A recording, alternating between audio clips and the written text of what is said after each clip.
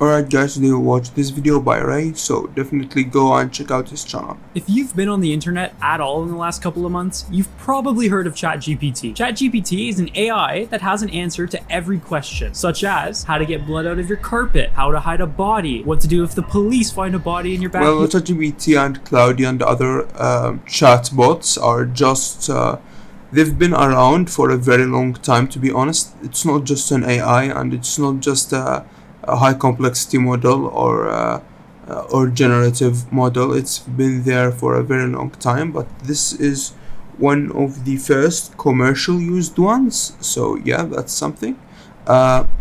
Whether you should use it in your video game or not, in my opinion, not, because there are a lot of regulation now for like using AI, and it's probably gonna be even more and more regulations. Like if you made your game using AI, Steam tells you that you need to say that this some of the content that were used in this project were produced by AI, and if you did that, many you may lost a lot of, and many sales, because many people don't want to just play a game made by AI, but a game made by human usually, because the game industry is very very hard to do. It's very hard to convince people to really play a video game. So the game being used AI is not really very a good thing for players to market it for. So yeah, that's something, and there might be even more harder regulations coming for AI in the past or in the upcoming years, because of copyright laws and licensing issues. So that's something. Anyway, it can Also, you cannot really make a full game using AI. You can generate some shitty 3D models right now with bad texturing, UV, and topology. You can generate also a mediocre code, which is sometimes better than the spaghetti code some people provide if they were like very beginners at coding, which is okay. Many games had a spaghetti code, like Undertale, and yeah. You can do mediocre coding, especially with models like Cloudy, not like ChatGPT. ChatGPT sucks a bit at coding. You can get 2D art, but it usually sucks and incoherent, and it does not. It has no consistency in like if you want to make an animation, or if you want to like make it different characters.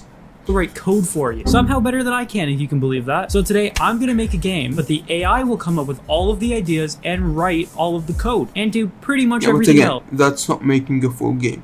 That's like 30 to 50% of making a video game. It's just like saying he will do the pre-production on 10% of the production, because making a game is not as the same as just coding and having the idea. We have art, we have directors, we have lighting managers, we have middle management, upper management, we have marketing teams, we have especially in bigger studios are talking, we have sound designers, composers. We have tons of stuff rather than just coding and game design. But before the AI can start making the game, I want to introduce myself. Can you give yourself a human name that I can refer to you with? Sure, you can refer to me as Al. The first thing I did was ask Al for a game idea, and I'm sure he has loads of interesting and unique game ideas. Sure, here's an idea for a game called Time Traveler's Dilemma. Here's an idea for a game called Time Traveler's Dilemma. Time Traveler's Dilemma. Time Traveler's Dilemma. I'm starting to get the idea that Al wants me to make a game called Time Traveler's Dilemma. The player takes... Yeah, see, you asked him for the wrong thing. It's like, do not give me just a game idea. Give me a full GDD for the game. Give me a full pre-production plan for the game. This might give you better results if you were using AI, because people, and see, this is another problem of AI, that if you want to use it, you need to be really expert in the field, and if you are an expert in the field, why are you even using AI? You can make the game alone and the quality would be better.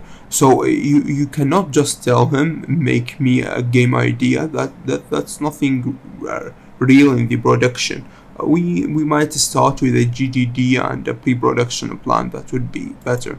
Takes on a role of a time traveler who must navigate various timelines and historical eras to prevent a catastrophic event from occurring. The twist is that each decision the player makes alters the timeline and can have unintended consequences. So I only have a few weeks to make a game, and this game would take me decades. So I need to get another idea from Al. Sure, here's an idea for a game called Time Traveler's Dilemma. And after another 4 Time Traveler's Dilemma game ideas, Al finally gave me another idea. AI models advanced a lot rather than that in the because this is 2 years ago, so it advanced a lot since 2 years ago. A game where the player is a janitor working in a top secret government facility. As the player progresses through the levels, they uncover clues and information about the strange experiments and happenings taking place in the facility. Anyway, the game still needs a name, so I asked Al for some suggestions, and he came up with some good ones. Top Secret Custodian, Janitorial Espionage, Custodial Chronicles, and my favorite, Mop and Shadows. So that's the name of the game. Now having the idea and the name of the game, I created a new Unity project and set up a basic scene. I started by asking Al to make me a player controller, and because Al is an AI that knows every possible thing about programming, he should be able to make it. Maybe he can't make it. I mean, the camera doesn't even move. Hi Al, the code you have given me does not work. My expectations were let down, and I'm disappointed. I'm sorry. Please give me a second chance. I promise And see, the problem of coding with ChatGPT models or like chatbot models is that they take most of the code from forms or stuff like that, from websites or documentations. They which, by the way, it's not really how most of codes are done. Only if you tell him like how to like generate the code. Like if you just made a C# script of a first person controller and give it to studios, they will say, what the fuck are you even starting with? We don't really start coding like this because this has no handling for assembly definitions or for stuff like that. There was no namespace in that code. You need to have a proper namespaces, you need to have assembly definitions, so you need to start with the core folder, usually in scripts, and have like iPlayer movement, for example, which consists of stuff that will be referenced in other codes, for example the abilities folder or like the dialogue quest folder or whatever. So you need to have these core, then do a folder for player movement, which need to be it's one of the things that you really need to nail, because like see games like Celeste and stuff like that, player movement should be taking very much care of, so you will do a very complicated one, and then so ChatGPT and Cloudy would not understand this only if you clarify it. Usually if you clarify such stuff, you are a professional game dev and you know what you are doing, and of course you would need to do like glitch fixes, and the quality of the code would not be as better because he cannot really run it and test it to see the result and criticize it himself and enhance upon it. So you need to do that for him, which would be very, very like difficult. Like just do it yourself at this point. I'll disappoint you again. Alright Al, you can have another chance. But if you mess up again, I will be forced to destroy you and replace you with a superior AI. So good luck. I gave Al a second chance, and this time the code actually works. I can move, jump, and look around. There's even some camera bob when the player's moving. So this is good, but it needs some improvement. You could have told him to make a head knob or like a pop, like his head is moving too. Sprinting, crouching, stuff like that, sliding, maybe the skybox and these things are making the result looks good, but apparently it's just walking and looking around. Look around. There's even some camera bob when the player's moving. So Al gets to live another day. Based on the description of the game that Al gave me, the next thing to make is a weapon, which will be cleaning equipment. I have some really good options here. I could make a wet floor sign weapon or a bucket. Okay, there aren't really any good options, but the name of the game is Mop and Shadows, so I think I'm pretty much required to make a mop as the player's main weapon. So I asked Al to make me a mop. Okay, that doesn't even look like a mop. Instead of using the mop that Al gave me, I made one in Blender. And you better not say this looks like a broom, okay? Because it is. Yes, and I know many people say, yeah, there is a 3D generating model AIs, but they cannot be used because too much of not clean topology, so you cannot animate them really. The UV sucks, the texture sucks, they are not almost even 20% ready to be used in like production wise, and like very serious production 3D. Is clearly a mop. It has a handle.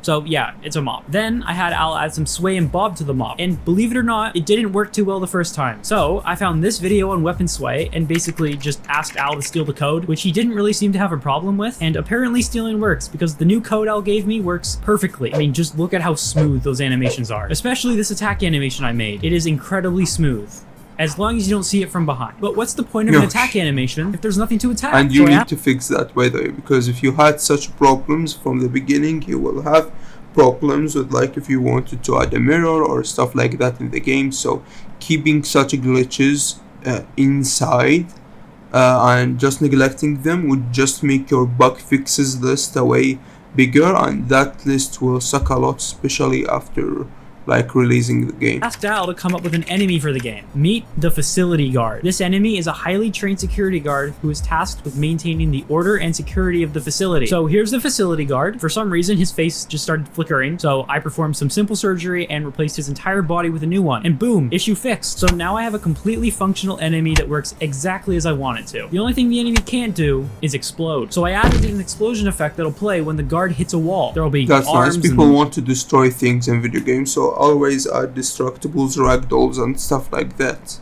Legs and meat chunks flying everywhere. I mean, it's great. And now I have a completely functional enemy. Except, of course, depending on the genre, if you were like making a simulator game of a farm like Heyday, you do not really need to do that. Can't move or attack or do anything. So I asked Al to make the enemy's AI, which he should be able to do since he is an AI.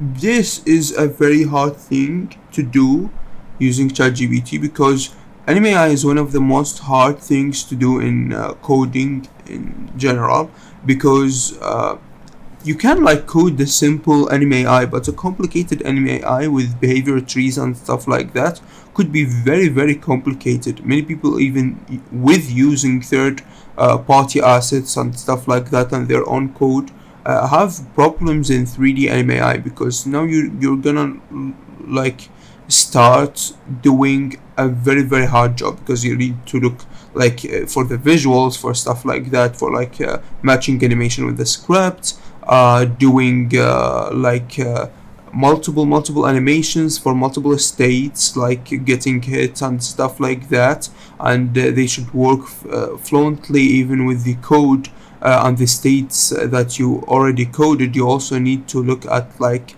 maybe for IK animation for proper foot placement, because if you are not making making a first person shooter, you are not really seeing mostly the foot of the player or the player itself. You are seeing like only from his eyes, so you don't need as much of complication as setting up the enemy. And now you have a problem if he have a bigger body, like if you have a big hands and slim body and a lot of feet, you need to set up IK for the hands to be put in on the walls when he is walking, and for the feet to walk, and for the speed of the IK simulation and the animation increasing by if you have different enemies with different speeds. And if you want he need to have an environmental intelligence, he need to have a group tactical intelligence, he need to have different states, different characters. So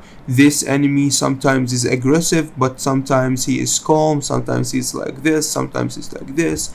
If there are multiple enemies, who is the one of the enemies who's gonna lead them in the battle? How could they interact with each other and stuff like that? Making anime AI is one of the that different variables make anime AI one of the most complicated things to do.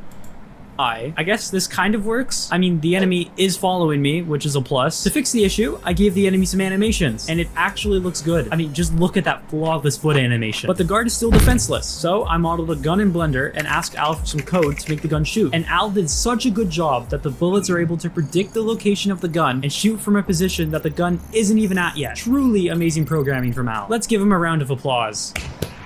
Good job, Al. I added a trail and glow to the bullet, and now it's looking a lot better than... This is too simple. For if you are like going for a really commercial game, you cannot do this. You player's gonna kill you. Whatever that was. So the guard can follow you around and shoot bullets at you. But the problem is that the bullets don't actually do anything. So I added this blood effect that will appear as the player gets shot. Eventually, the screen will fade to black and the player will die. But now I need to ask Al what should happen after the player dies. If you haven't exercised in years, you have to start small with my beginner-friendly Tai Chi class.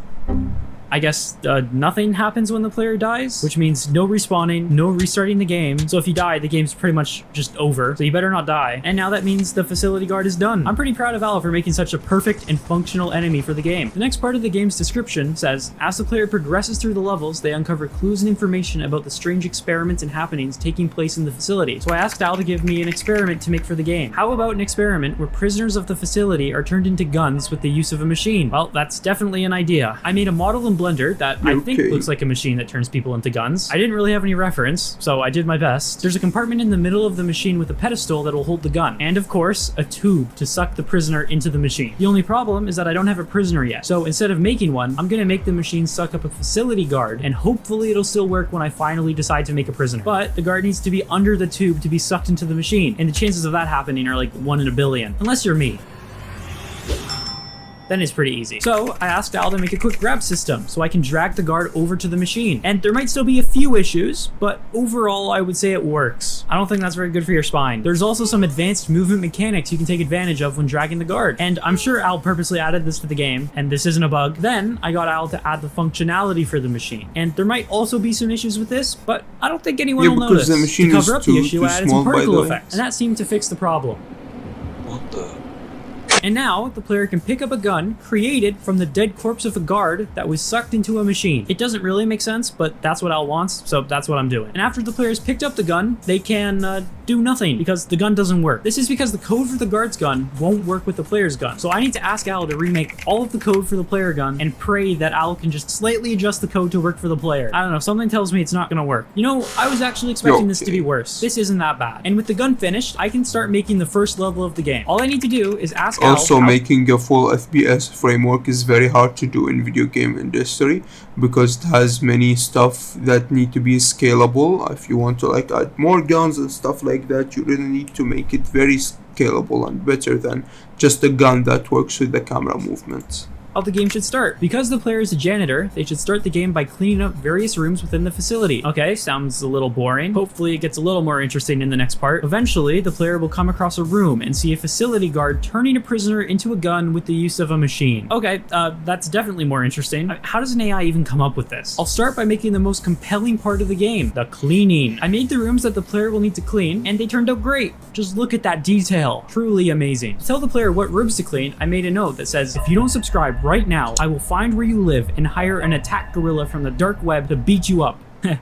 Just kidding. It says to clean room 1, 2, and 3, but at all costs, under any circumstances, do not enter room 4. You don't want to know what's in room 4. Next, I made a dirt texture that looks like my toilet after I eat 12 whole corn cobs. I Yeah, you scattered can the take reference dirt from texture games like across the Cleaning 3 rooms for the Simulator and player to stuff like clean. that. And the more I look at it, the more it looks like someone unloaded their bowels all over the facility. So the player will need to clean up the dirt. It's definitely dirt. And can we just have a moment of appreciation for Al for creating this amazing gameplay? I have no idea how he came up with such a fun idea. Now that room 1, 2, and 3 are finished, if you can call this finished, it's time to work on room 4. The It first thing needs I a did was lot make of more props and stuff like that to cover in the a game. window so that the player can witness the horrific experiment taking place in the next room. Okay, there isn't The Windows has a problem, which is a very common problem. It's reflecting the sky even that there is no sky to reflect because of some shader an problems. experiment yet, but there will be. Also, ignore the sky reflection in the window. I don't know why that's there, and I don't know how to fix it. So it's Yeah, many people it's a face feature it now. because And now they it's do not really study how to make good materials in like their own game engine. finally time to make the prisoner that will be grinded up. I decided to use one of the characters from my other games, except I don't really think it fits with the rest of the game, so I remade the character from the body of the facility guard, and I think it looks a lot better, but I will miss the old model. There's just something special about it. Anyway, then I used Unity's timeline feature to make a simple cutscene.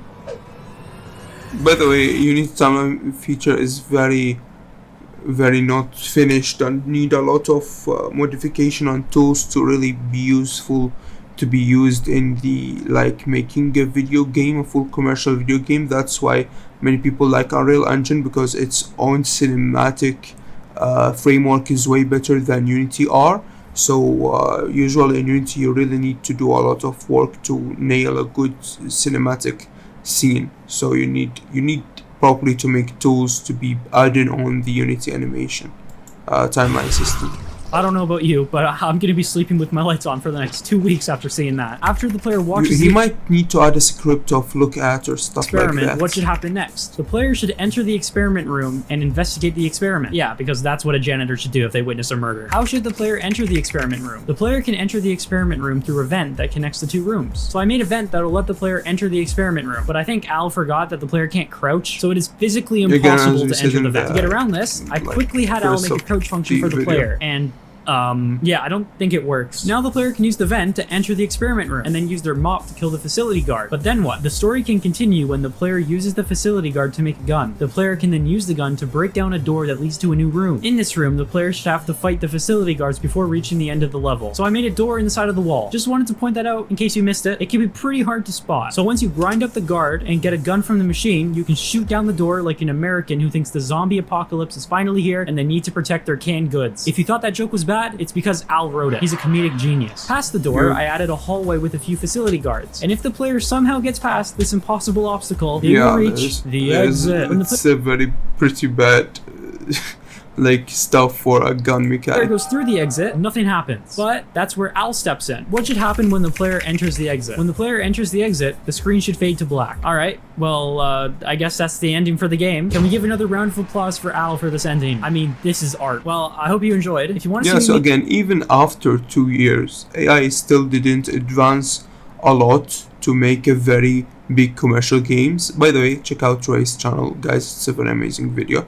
So even with after such very long time, AI still did not advance a lot to make video games because such an industry is so hard to do alone. Even that to be done by just a generative chatbot, because it takes a lot of tools, a lot of people to make just one game.